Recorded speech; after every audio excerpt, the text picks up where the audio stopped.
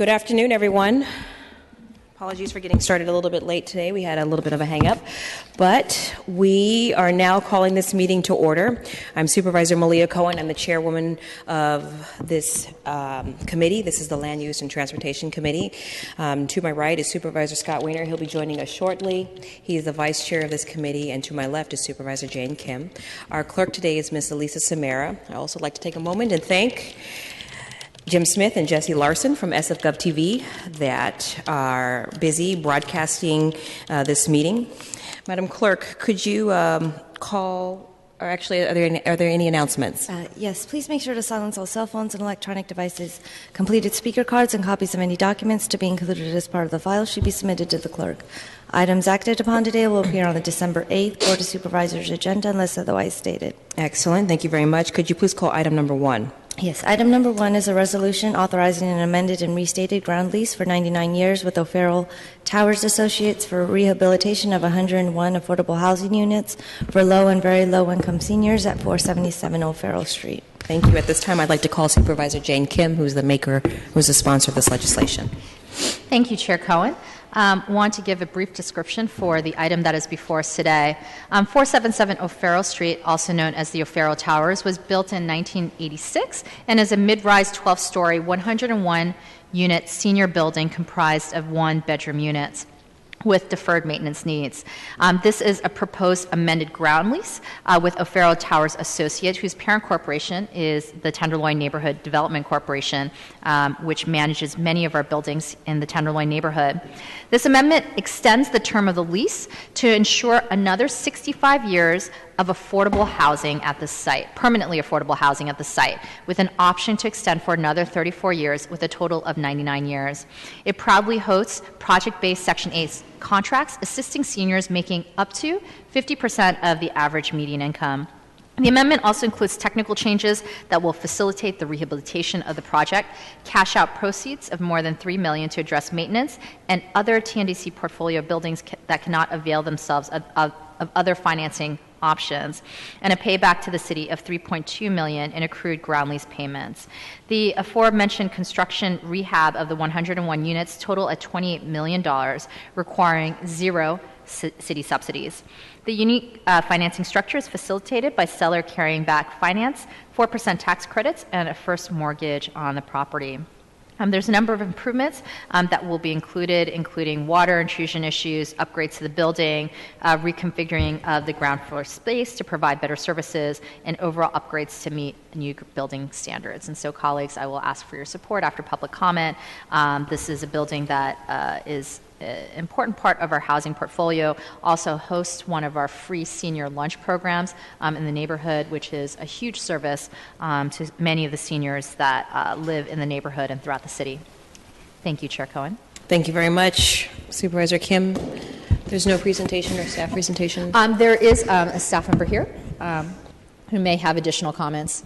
I think I've covered most I of the think you item. covered the waterfront, Supervisor. Good afternoon, Supervisors. Kevin Kitchingham, Mayor's Office of Housing and Community Development.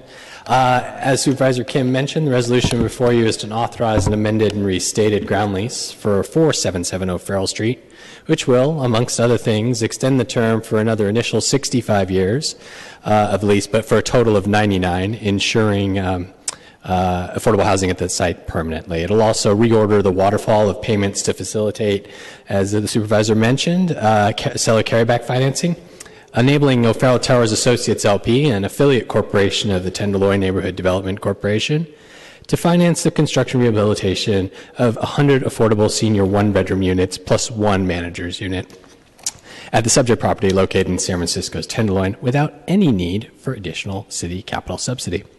Originally built by A.F. Evans in 1986, the 12-story project was later acquired by Citizens Housing, an organization which later dissolved and then transferred this asset to TNDC.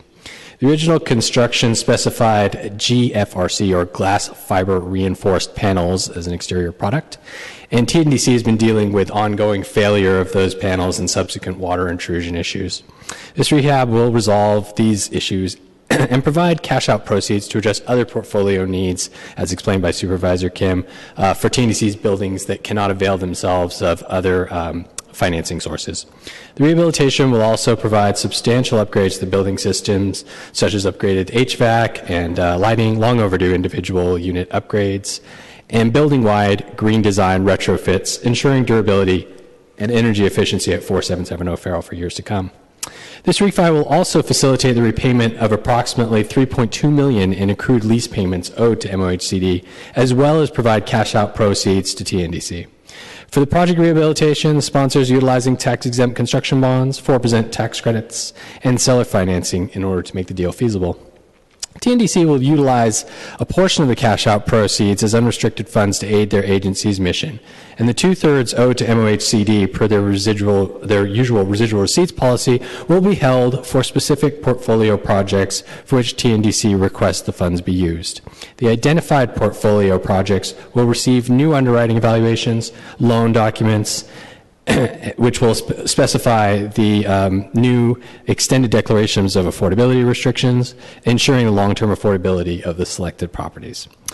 The team expects to close on the financing this month and begin construction as soon as possible in order to be completed by the end of 2016. This concludes my presentation, and I'm available if you have any other questions, but I think the supervisor may be able to answer more of the questions for you. So, All right, thank you. that's great. Let's go ahead and take it to public comment then. If there's any member of the public that'd like to speak on this item, you'll have 2 minutes to speak. Please come to the podium, and you'll hear a soft chime indicating that you'll have 30 seconds left. Please.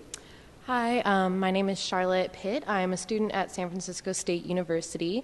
I just wanted to say that I'm in favor of the extended lease and of the rehabilitation of this building because it's very important to make sure that all buildings, especially older buildings, are up to date with the environmental policies and standards that we have now. By rehabilitating this building, it will help prevent further development of other eco-friendly buildings. So instead of developing new land that could be important to any native bird species or other species in San Francisco, you would instead just be bringing this old building up to date. So not only would that help with the people who currently live in the building, but also for other people who are looking for housing, and it would also help lower different development sites throughout San Francisco. So I'm in favor of this. I believe it's very important for the environment to have the building up to code. All right, thank you. Thank you. Are there any other members of the public that would like to speak on this item? Okay, seeing none, public comment is closed. Supervisor Kim, what would you like us to do with this? Is there a motion? Yes, I'd like to move this forward with positive recommendation to the full board. All right, thank you very much. That motion passes without objection. Thank you. Madam Clerk, could you please call item 2? Item number 2 is an ordinance amending the planning code and zoning map to establish and add the Japantown Neighborhood Commercial District and make the appropriate findings. Thank you. President Breed is the author of this item, and she's joined us today. President Breed, is there any remarks that you'd like to make? Yes, thank you, Supervisor Cohen. I'm proud to be here today on behalf of the Japantown community to move forward our legislation creating a new Japantown Neighborhood Commercial District, or NCD. But before we delve into the NCD, we should go back a couple of years to the Japantown Cultural Heritage and Economic Sustainability Strategy, or JCHEST. The product of years of effort, the JCHEST is an extension policy document created and supported by the community, working collaboratively with my office and the planning department. JCHEST envisions a Japantown that will thrive as a culturally rich, authentic, and economically vibrant neighborhood, serving as the cultural heart of the Japanese and Japanese American communities for generations to come. The document was endorsed by the Planning Commission and the Historic Preservation Commission in the fall of 2013, and my legislation supporting JCHEST then passed the full Board of Supervisors. One of the 19 recommendations of JCHEST is to create a Japantown NCD to enable the community to tailor its commercial district. So that is where this process began, and now we are seeing it through. Since the JCHEST passed, the Japantown community has worked together again with the planning department in my office, and we now have a fully vetted and supported NCD. The NCD runs along Post Street from Fillmore to Laguna Street and on Buchanan Street from Post to halfway between Sutter and Bush Streets. This is the heart of Japantown's commercial corridor. Most of the area is currently zoned NC2 and NC3, the city's medium and high density neighborhood commercial districts, but these are generic zonings, and we wanted to create something specific to Japantown, a zoning district tailored to the unique characteristics of the neighborhood and the desires of the community. Specifically, the Japantown NCD will include parking maximums instead of parking minimums and a ban on new curve cuts. It will require ground floor retail and allow a 5-foot height bonus for it. And it will allow for increased residential density. We also work closely with the community to address some specific needs, such as setting a limit on low-frequency noise in restaurants and bars, in addition to places of entertainment, and regulating business signs per our new controls on formula retail. I am proud to represent San Francisco's world-renowned Japantown. It's a cultural and historic jewel in our city and was my second home growing up just across Gary Boulevard in the Western Addition. This NCD will continue the legacy of JCHES's plan and ensure that Japantown is not only protected, but is well positioned to thrive for generations to come. The NCD reflects the wishes of the Japantown community and was unanimously supported by the diverse board of the Japantown Task Force. And I want to thank everyone who has made this possible, including all the members of the Japantown Task Force. Steve Wortham, I always mispronounce your name, sorry Steve, at the Planning Department, who has helped guide the NCD and JCHES.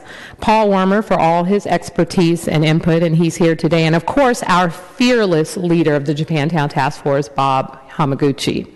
Thank you all for your years of work to support the Japantown community. And at this time, Steve, if you have anything to say, please feel free to come forward at this time. Thank you, Supervisor Breed. Steve Wertheim, Planning Department staff. It's just very excited to see this process completed. We've been working on this for a very long time. It's a very tangible and great outcome of the JHS, and we appreciate your support. Thank you. Thank you. And with that, Madam Chair, I hope that you all will support this today. Thank you very much. Let's go ahead and go to public comment. Please come speak.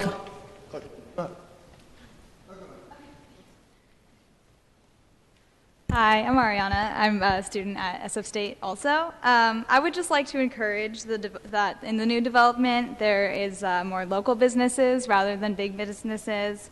Having local businesses with owners that capture the culture of Japan and also San Francisco gives a great sense of community.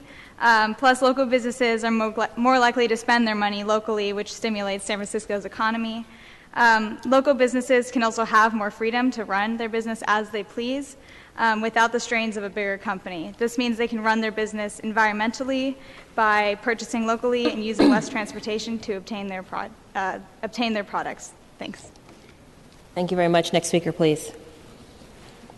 Well, I first came to the United States in the 1970s, the late 1970s.